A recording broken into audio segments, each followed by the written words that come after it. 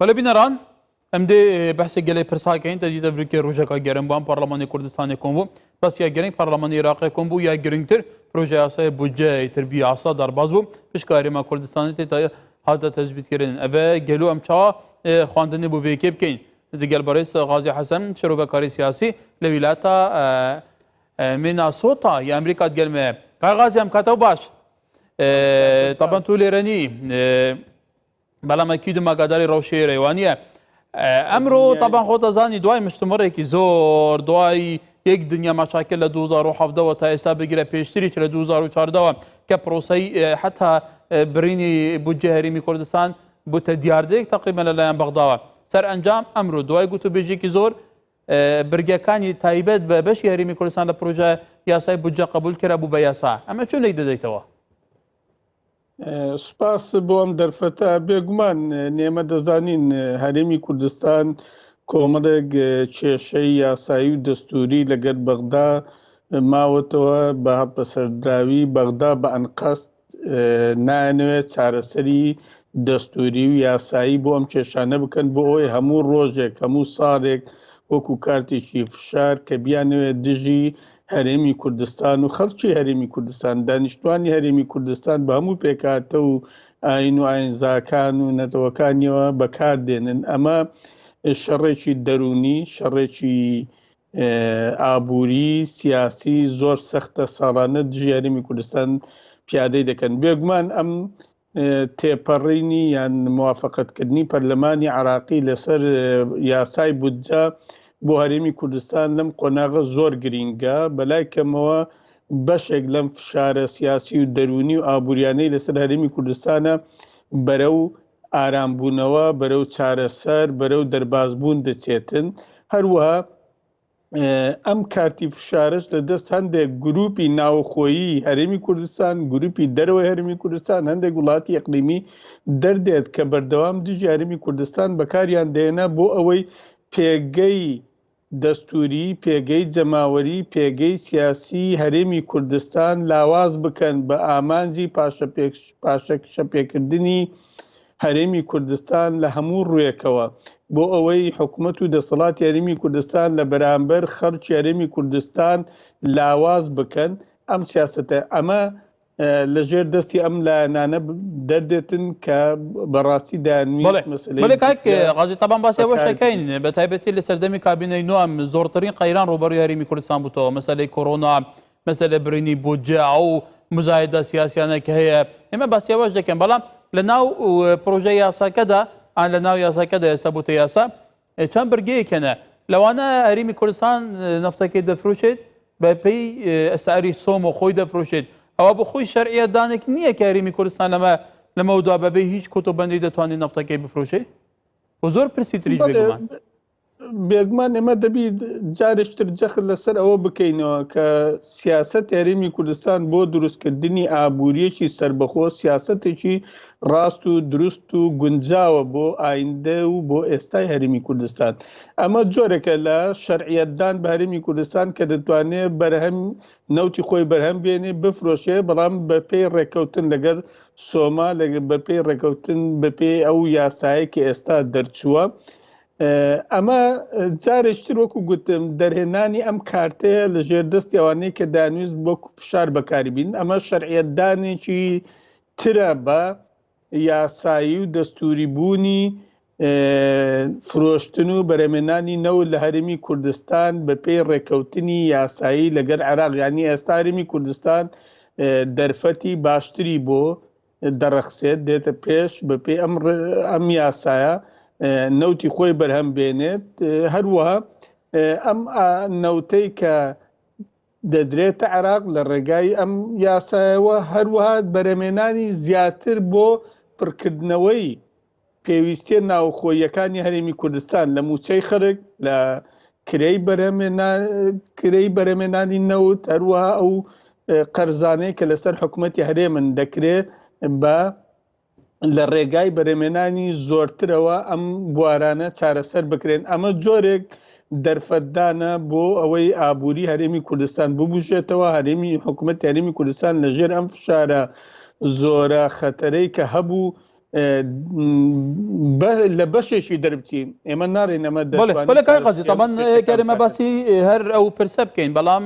باسی هینی شوێ حتا سەرۆکی حکوومەتیش وتی حکوومەتی هەرێمی کوردستان وتی هیوادارین ئەمە بێتە دەرفەتێک کە پەیوەندەکانی بەغدا هەولێر زیاتر تۆکمە بنێمە لەسەر کێشەکانی تریش قسە بکەین یعنی تو نابینێدی ئەو نەزرە ئەو تەوەجهەی کە لە پەرلەمانی عێراق هەیە بە تایبەتی لەلایەن شیعەکانەوە ئیتر گۆڕاوە ئیتر بەشێوەیەکی تر متەفاهمترن لەگەل هەرێمی کوردستان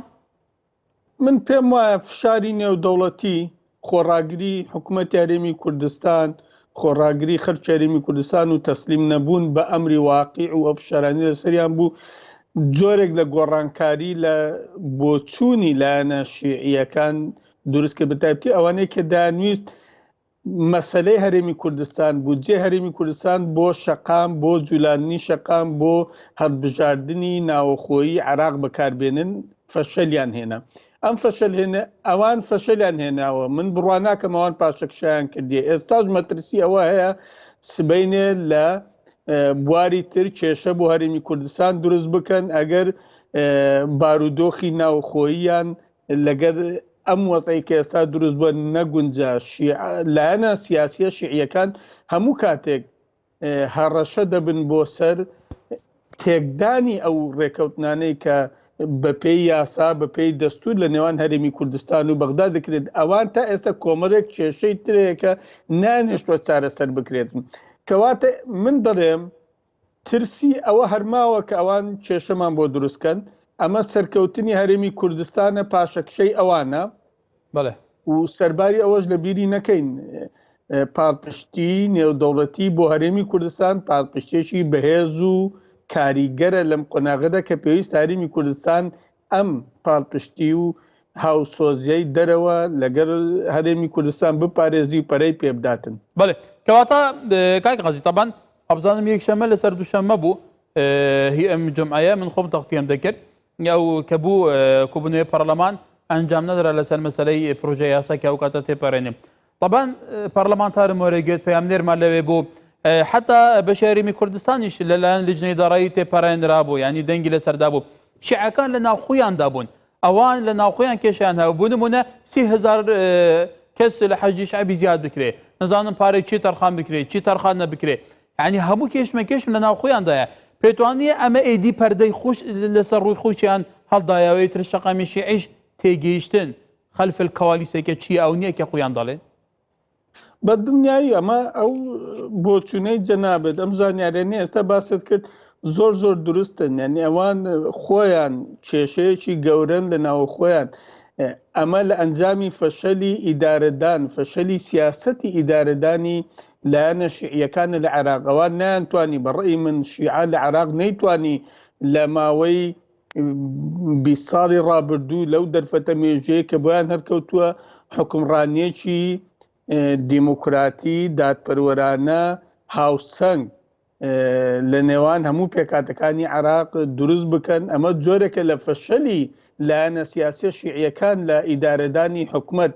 لە عێراقدا چونکە ئەوان بەڕاستی ئەوەی من دەیبینم ئەوان لە ئەنجامی فەشەلیان گەیشتنم قەنەعەتەی کە دەبی لەگەر هەرێمی کوردستان ڕێک بکەون چونکە هیچ چارەسەرێک نییە لە بیری نەکەین حکوومەتێک لە دوایەکانی عێراق هەر ئەو کاتە تێکشکاون کە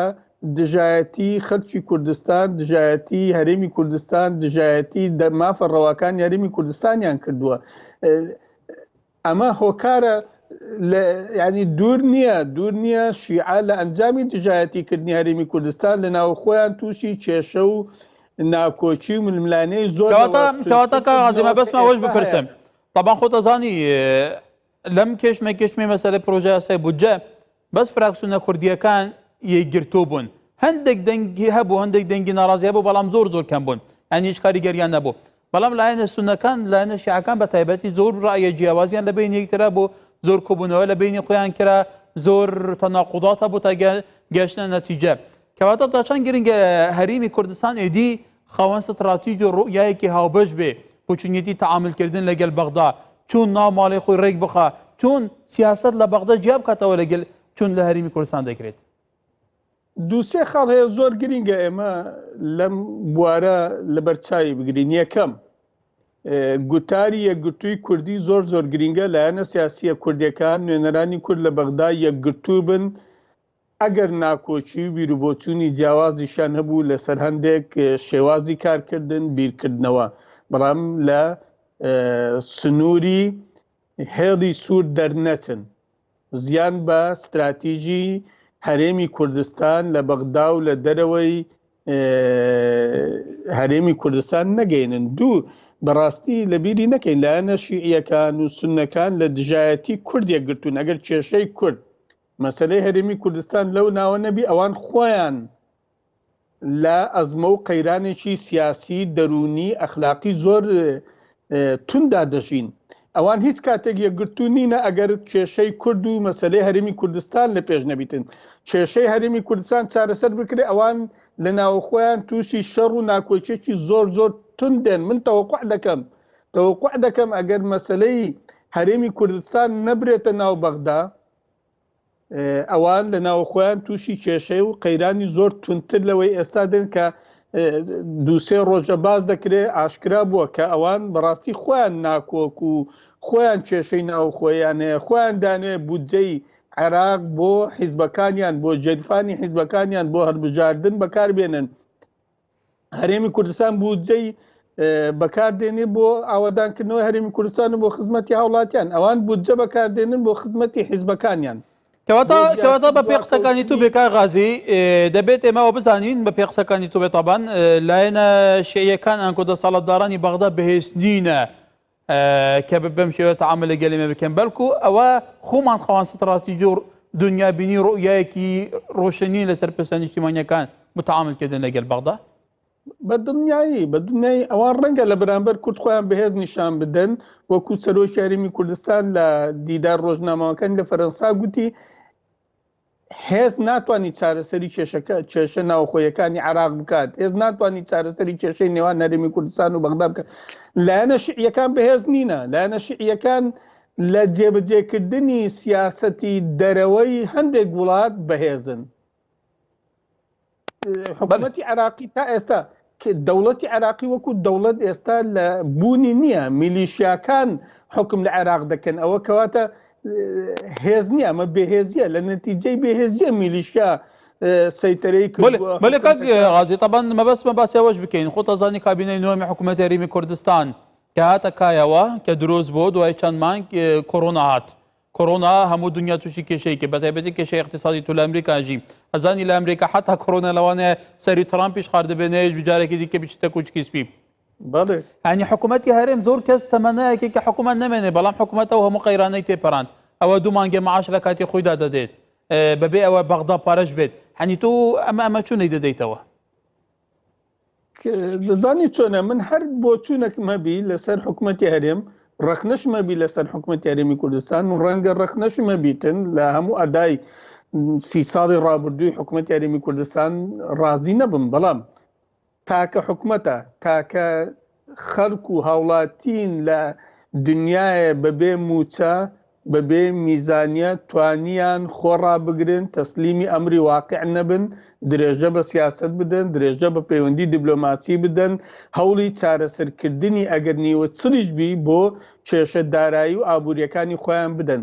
ئەمە هەر حکوومەتێشتر بوو لەمێش بوو ڕووخا بوو لە بەهێزترین دەوڵەتیش وایە لە ئەمریکاش وایە ئەگەر حکوومەتێک موچەی 6 مانگ 4 مانگ هاوڵاتیان و موچەخۆرانی نەدەبایە ئەم حکوومەتە دەرخوا بەڵام حکوومەت هەرێمی کوردستان توانی خۆی ڕابگری ئەمە دلیلی نیشانەی ئەوەیە کە حکوومەت هەرێمی کوردستان قەزیەکی زۆر جددی و مەبدەئی و استراتیژی لە پێشە هیوادارین ئەم قەزیە استراتیژیە وەکو قەزیەیەکی درێژخایەن بۆ کارکردن و بەهێزمانەوەی خۆی دروستکردنەوەی عادەی متمانە لە نێوان خۆی و خەڵک جارشتر نوێ بکاتەوە چکە ئەم پەیوەندی و متمانەی لە نێوان حکوومەت و خەڵکەیە حکوومەتی ڕاگرتووە ئەگەر هەولێر بۆ نمونە ئەگەر هەولێر لە دژی حکوومەتی هەرێمی کوردستان خۆپیشاندانی بکرد بە ناڕازی بە ڕنگ بۆم حکوومەتە تا ئەم لە حەزەیە کە قسەی تێدا دەکەین بەم شێوەیە نەدەما بەڵام پەیوەندی نێوان خەڵک و حکوومەت زۆر گرینگە متمانەی نێوان خەڵک و حکوومەت زۆر گرینگە قەزیەی استراتیژی حکوومەت زۆر گرینگە بەڵێ کای غازی بله گەلێک بەڵێ. سپاس کاک غازی لە دەرفەتێکی ترا زیاتر باسییان بابەتە ناکەین بە تایبەتی چونەتی دارەکەینەوە هەموو ئازماتانە لە بکاتەیە بەڕێز غازی لە ویلاتە مینوسوتا لە ئەمریکات گەلمە بوو ئەو چاودێرێکی سیاسیە لە کوردستانیژی لەڤێری گەلەی جارەمە میێوان کردە گەلێک سپاس کاک غازی سپاس بۆ ئێوەش